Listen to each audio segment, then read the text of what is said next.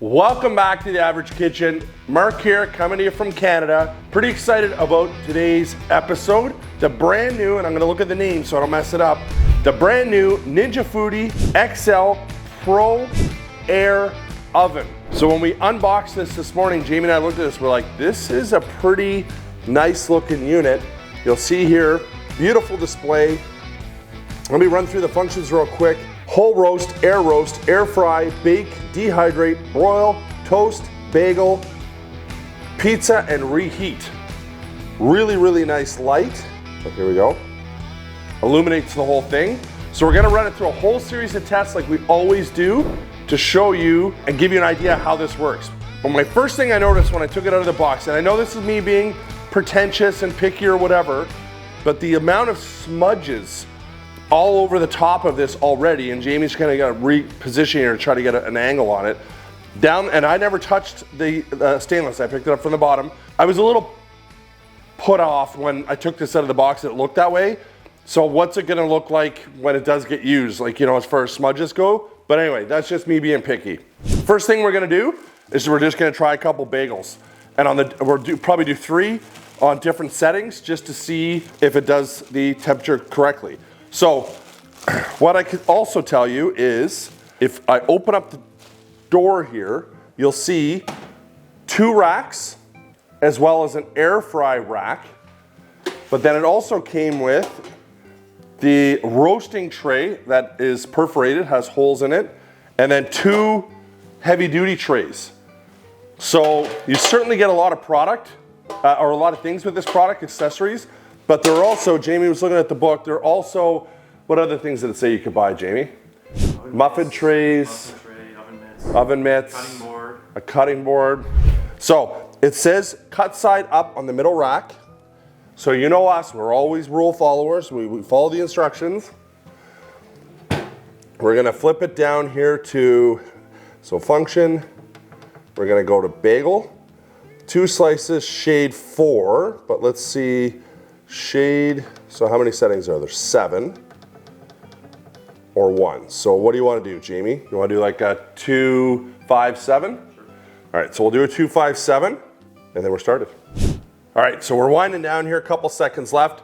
I did notice that in the last minute the light comes on. So let's open up our door. Now, full disclosure, Jamie keeps me on track. We'll show you in a second. There is a display that says on your setting which rack number you should be in. And on the side here, maybe hard to see, there's 4 numbers. 1 at the bottom, 2, 3, 4. So it said for bagel setting, you should be on rack 3. So we quickly, immediately after we turned off the camera, switched it to rack 3. And I removed the extra rack and just threw it on the stove there just to give us a little extra room. So this is pretty close to like a perfect bagel in my opinion. And that was a level 2, so I'm not sure what a level 3, or what do we say we're gonna do, 5 and 7. That's gonna be pretty dark. Now, Jamie, are you a bottom bagel guy or a top bagel guy? I actually like both for their own reasons. Okay. Oh, you want the reasons? Well, the top is always, as you know, a little fluffier. Yep. A little softer. Yep. But the bottom has that little crisp that I like too. Okay. So what you're saying is, it's like a perfect blend for you. Correct. All right. Well, you're gonna get to try both. So let's start with the bottom. So I think it's very well toasted. Very good. This is borderline in my wheelhouse, where I would be. Jamie? I agree. I'm guessing I'd be maybe a 3. Now, I thought about this after. Everything bagel with all these little seeds, probably not the best bagel choice when you're on camera. All right, as we know, and maybe if you don't know, if you're doing consecutive toasts, whether with bread or with bagels, the temperature will affect the time because the machine recognizes that it's already warm inside, so it will change the time slightly. So we have experience of that in the past in different toasters that we've done in the past. So we're gonna slide that in. So now we're gonna go shade. We said 5, right? Let's do a 4 and then a 7. So as you can see here, maybe Jamie can zoom in, it shows rack level 3 right there. So that was Jamie that picked up on that. So let's let that toast and come back and see what it looks like. Okay, so number 4, massive difference, like massive. We're into the dark zone here, almost in the like not edible zone, my opinion. Like it smells burnt. Now I said to Jamie just as before we turned on the camera, like, okay, look how dark this is. Is there a point to do a number 7? But Jamie's like, some people may want to see what a number 7 looks like. So the people have spoken, the people being Jamie. But let's try this. Oh, crispy. So immediately it tastes burnt. Definitely not for me, but again, this isn't like how do bagels taste. This is showing you the different shades or whatever. So we definitely think that a number 3 is right in the wheelhouse, which would be perfect.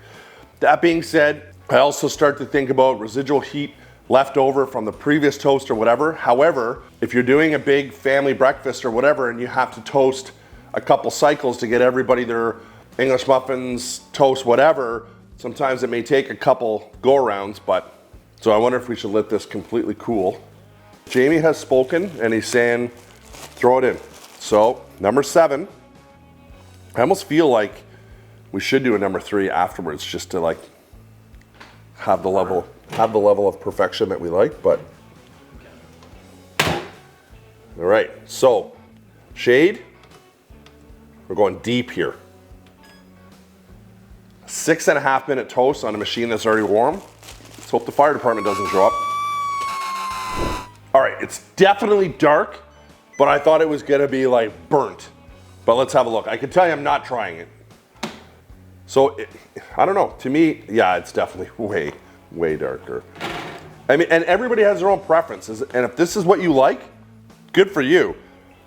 But I couldn't imagine enjoying that, but again, everybody has their own preference. So that is a number 7, it's definitely dark. So mostly because I didn't eat breakfast, let's try a number 3 and see if we can get it right in the wheelhouse of what I like.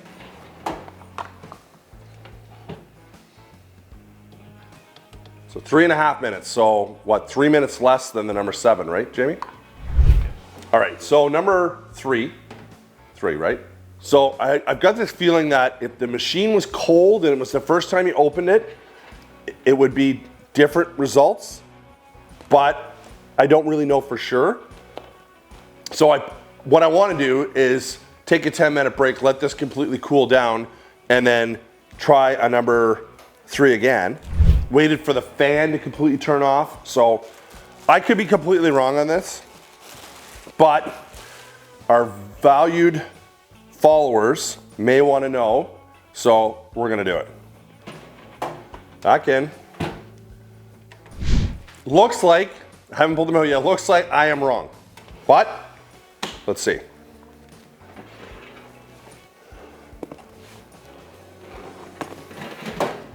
Jamie, can I get a ruling here? They look pretty close. I'm gonna say they're the same. Ninja knows what they're doing and Marc does not. We're now gonna do nachos. Now, according to the book, they suggest using tinfoil, and it's funny because we have gotten chirps in the past saying tinfoil is toxic, you can't use it, don't use it in an oven, don't use it in an air fryer, whatever. Maybe they wear tinfoil hats, I'm not sure, but there's no evidence to suggest that something's coming out of the tinfoil into your food that's gonna kill you. I don't know. I'm not a scientist, but anyway, Ninja recommended tinfoil, so that's what we're gonna do. We're tinfoil guys anyway, because it makes it easier to clean up. They also suggest if you're doing nachos, they suggest, and I'm gonna double check in the book here, they suggest using it on broil. Now I just wanna see what the rack number is. Rack number 3. So we're gonna go here to our functions. We're gonna go to broil, so we can adjust our time if we need. Oh, you can do high and low. So I'm gonna do low, just because broil seems a little aggressive, but so let's hit start, and we're gonna throw those in.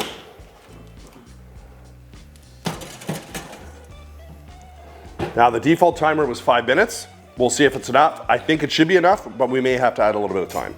Okay, a couple things to note here that we just noticed. When you open the door, your time pauses. nice feature. Also, when you open the door, the light comes on. Also a really nice feature. So 10 seconds left here in our 5-minute low broil of nachos. I think they look fantastic. Some of the chips on the outside are a little bit on the charred side. Cheese is melted, was bubbling. I mean, I think it looks really good. Obviously, as I always say, likely molten lava right now. So let's just give that a few minutes to cool down so we don't burn our face. And let's do some fries. I see that the air fry basket is still in there. So just gonna grab a couple cork things to put that on and we'll get our fries on. All right, crinkle cut, which I believe are Jamie's go-to. Extra crispy. You're not, I thought you were a crinkle cut guy. I like them straight. Okay, straight cut. Steak cut? Yeah, it's okay. Okay. Let's do the whole bag. Now let's have a look at the instructions.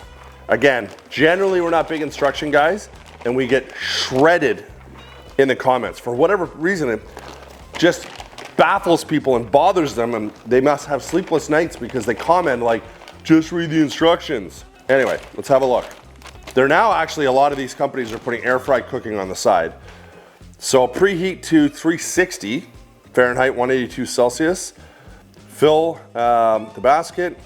Air fry 12 to 13 minutes and shake halfway. Now this isn't an air fryer with obviously with a basket, so given that the surface area is big here, I don't think there's gonna be any need to shake or mix them up. 360 seems a little low on the temperature. I should double check too what rack we're supposed to be on. Rack 3.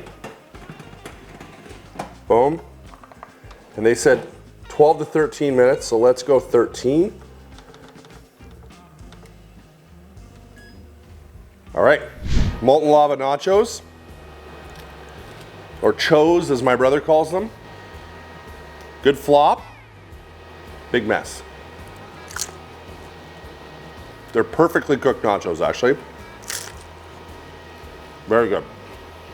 All right, so the cook just finished. Now, full disclosure, Jamie and I, on a lot of videos we've done on air fryer reviews, crispy guys. So I don't think, you know what, they're not far off, but they're still not what we would eat. Let me just stir these up slightly, just to avoid some stickage here. So for some, these fries may be in your wheelhouse. They may be how you like them. They're very close, like I'd say 3 minutes close. Let's put them in for a couple minutes and I think they'll be perfect. Let's have a look. That's what I'm talking about. You can hear that little bit of crisp when you put them on the plate or all over the countertop, you know, whichever. Jamie and I were just laughing. We were just reading a comment on a previous video we did on another Ninja toaster oven air fryer. And the comment was that we didn't have the appropriate countertop for the oven and this massive island was not suitable. Anyway, all you can do is laugh. So the next thing we got here is some great value, Walmart, battered dill pickle bites. Now, when I bought these, I didn't look at the back, but they say not recommended for toaster ovens or microwaves. So I think this is a little bit more than a toaster oven. We debated, do we air fry them, do we bake them? We're gonna bake them just to use that function to be able to show you. It's showing 450 in a traditional oven. 450, 12 to 14 minutes. Seems a little excessive, but we're gonna go with number on rack 3. Bake. All right, so let's give a fry a try. They're perfect. Still crispy, moist in the middle. Again, personal preference. You cook your fries or your wings or whatever it is, how you like them. For us, or for me, this is perfect. 10 seconds left, and Jamie and I were just saying, probably the actual bang on perfect amount of time, which doesn't happen very often. Normally we tweak, add some more time. These look fantastic. Let's have a look. Now I can definitely see some splashing on the glass door, which is 100% gonna become a discussion point, is how long is that door gonna stay clean and how hard is it to clean it when it does get dirty. All right, so these look really, really good. What would you dip these in? You gotta dip them in something. Ranch? Now I know ranch is a big time Canadian thing. Like they have it in the States, but it's not like people love ranch here.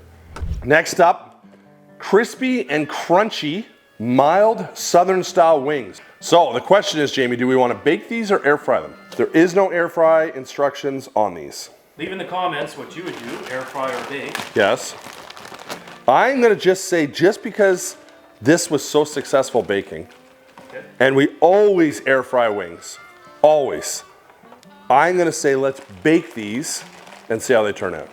All right, middle rack, so we're gonna go number 3, which seems to be the go-to. Now, I will point out as well, and I don't know if you can really see it on camera as well, but the crumb tray here is removable as well, and we definitely have a little bit of a mess from the bagels and so on and so forth. So we'll talk about that afterwards, but removable crumb tray for cleaning. Bake function, we're gonna stay on the same. We're gonna look at the instructions once again. 425, 30 to 35 minutes. So let's go 33 minutes. All right, let's give these another minute or two to cool down so we don't burn ourselves. So I just said to Jamie, it's only been 45 seconds since we turned the camera off to get these in or whatever. But anyway, I said to Jamie, do you think I should bite into one of these? He goes, even if you burn yourself, it makes for funny, video. Okay, let's see. Ranch, as discussed. Wow.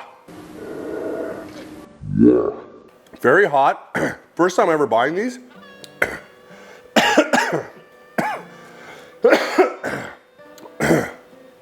I need water. Sorry about that. First time buying these. I know they're terrible for you. We're just shooting videos to show you different things they can do, but very, very good. All right, as we wind down our 33-minute cook, I believe it was, Jamie, these wings look fantastic. They look really, really, really good. Let's have a look.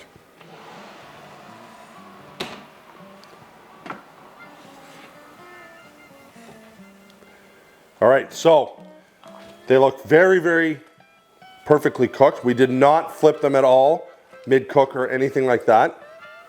We just let them go, took a little bit of a break, grabbed a little seat on the couch. So they may be a little more crispy than what you would like at home, but much like with fries or with anything else, you cook them to your desired level of crispiness or doneness. So now the one thing I could tell you by doing these and looking inside, because Jamie and I were just discussing this product overall, cleaning being a big factor. That's always a point of discussion between Jamie and Jamie's always thinking the worst as far as how much of a pain something's gonna be to clean. So, help me out here, Jamie. The wire racks and the air fry basket can go in the dishwasher. Correct. Although they may wear more quickly, they say they may wear more, but the cookie sheets and the roasting rack cannot. And the crumb tray. So the crumb tray right now, and we've been cooking in this for a couple hours now. Obviously you've been watching the entire video, you never skipped ahead at all. The crumb tray is disastrous looking right now. So the question becomes, do you take it out and clean it, or do you just let it build up over time? My thought would be, if you take it out and clean it, it's not as bad as doing 10 rounds of wings in it and then it's an absolute mess. So it could be a tinfoil situation. It could be a tinfoil situation. So if I pull that out, a little bit of oil on it from the wings, presumably. But we're gonna let it cool a little bit because I'm always worried about taking something hot like this, looks like it's aluminum, and putting it into water. You wouldn't want to damage it or warp it. I see at the back of the unit, there is a little bit of grease, it looks like, as well as the door. So yes, there's gonna be some cleaning and maintenance, and that's just part of cooking. Another thing we always do is try to give you an idea of like, will this fit in your kitchen? And we give you dimensions in inches. It's a big footprint, but one thing I should mention as well, and we never did that test today, it has a pizza setting, and it says you can cook 2 pizzas simultaneously with the 2 racks. They just suggest you add 4 to 6 more minutes of cook time. But if you're doing 2 frozen pizzas in here, it's gotta be a significant size. So let's have a look. So we're about 13.5 inches high with the handle will go and the back part, about 20 inches deep. So it's pretty big. And across the front, 17 inches. It is heavy-ish, not ideal to have to crawl under into a lower cabinet and pull it out every time, but if you're limited on counter space, then maybe you have to. All right, let's try a wing. Drummy here. My first complaint has nothing to do with the machine, it's just these wings are just really heavily battered. As far as the cook on them, they're cooked extremely well. Let me try like an actual wingette. The cook was fantastic. I think it was the right call to try baking them versus air frying them. But as you can see, they're cooked very, very well. So let's talk about this product. Roughly a year ago, Jamie and I started this average kitchen scoring matrix where we have 6 categories and we break down our thoughts on products at the end of our review to share with you our thoughts and our overall score of what we think. This product scored very well, not surprisingly, because it functioned very, very well. So let me break it down here for you. So our first category is price point. So this cost, now I ordered this, we are in February right now, I ordered this just before Christmas, so the price may have come down. It was $229 Canadian, which actually is not horrible because the KitchenAid over my shoulder here was roughly $500. Now, that gets used here every day with my kids, and I suspect if I kept this, which Jamie's already claimed it, it would get used as well between English muffins and bagels and that type of stuff. Very, very user friendly. So out of 10, we score each category out of 10. On price point, we gave that an 8.4. Functionality, I mean, it's got, what did we say, 12 or 14 different settings. We love the display across the front. We love the fact that the light comes on as soon as you open the door. The light comes on in the last minute of the cook. The light can be turned on permanently if you want as well. It's nice and bright. So the functionality, we gave that an 8.8. Versatility, sort of similar to the functionality. The versatility scored very, very high because it can do so many different things. We only showed you a very small amount of the functions it does today, we only showed you today a small amount of the functions, air frying, baking, broil, stuff like that, but it does do other things, like famously with Ninja, and we always kind of poke fun at it, the dehydrate. Now, would you buy this to dehydrate bananas versus buying a dehydrator? I don't know, but it's there if you ever need it. So on the functionality, the versatility, we gave that a 9.2. Cleaning, this is always a big sticking point with Jamie and I. Jamie thinks that there should be an invention where you push a switch and everything gets cleaned. Everything is cleaned back to factory reset default settings. Everything is immaculate, but that's not the reality. So, first thing Jamie always does when he opens a book is what can go in the dishwasher. So we already explained that. The 2 racks and the air fry tray can go in the dishwasher. The baking trays and the crumb tray cannot. So after a royal rumble and an airing of grievances, Jamie and I came up with 8.1 on the cleaning. The size. Now, if you're fortunate to have a large kitchen with a lot of counter space, the size is not really going to be a big factor for you. If you are limited for space, if you're in an apartment or a smaller place, or maybe you're a student going away to university or whatever, this may be big.